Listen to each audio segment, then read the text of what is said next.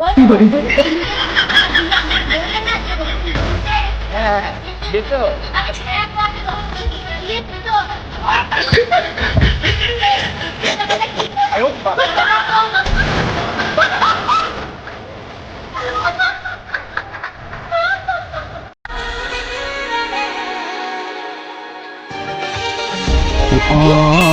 দেখছি ওদের জন্য একদম ফ্রি।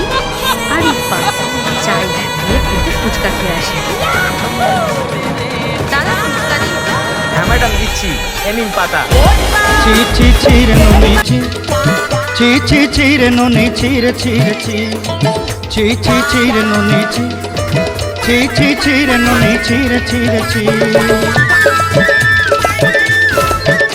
ঠিক আছে দাদা, ফুচকাটা না খুব ভালো ছিল। হ্যাঁ থ্যাংক ইউ ম্যাডাম। আসলাম তাহলে। ম্যাডাম টাকাটা?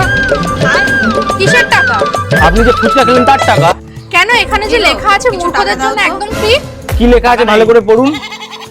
এখানে পরিষ্কার লেখা আছে মূর্খদের জন্য একদম ফ্রি। ভালো করে পড়ুন কি লেখা আছে। আরে এখানে তো একদম ভালোভাবে লেখা আছে যে মূর্খদের জন্য একদম ফ্রি। ম্যাডাম যদি আপনি পড়তেই পারেন তাহলে মূর্খ হলেন কি করে? দিন পয়সা দিন, খালি মাংনায় খাবার ধান্দা।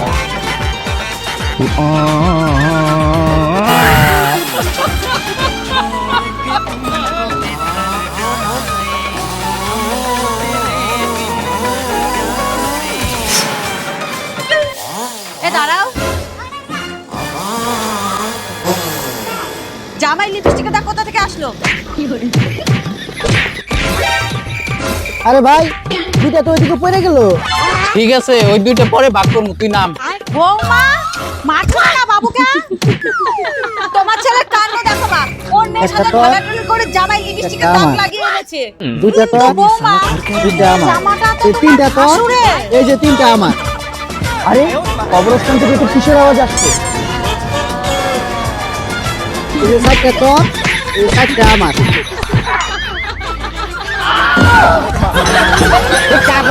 আরে ভাই কবরস্থানে দুই ভূত লাশের ভাগাভাগি করতেছে। আচ্ছা সমান সমান করতে পারবেন না।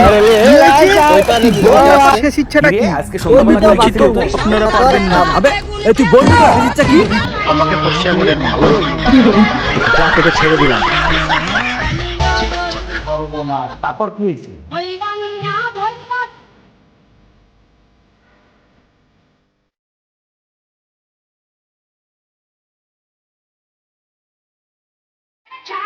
একটা সংসারে স্ত্রী যদি হিসাবী হয় তাহলে তার স্বামীকে দেখা যায় রাজা বাদশার মতো, আর যদি স্বামী হিসাবী হয় তাহলে তার স্ত্রীকে দেখা যায় ভিখারির মতো। কথাটা শুনতে খারাপ লাগলেও এটাই বাস্তব।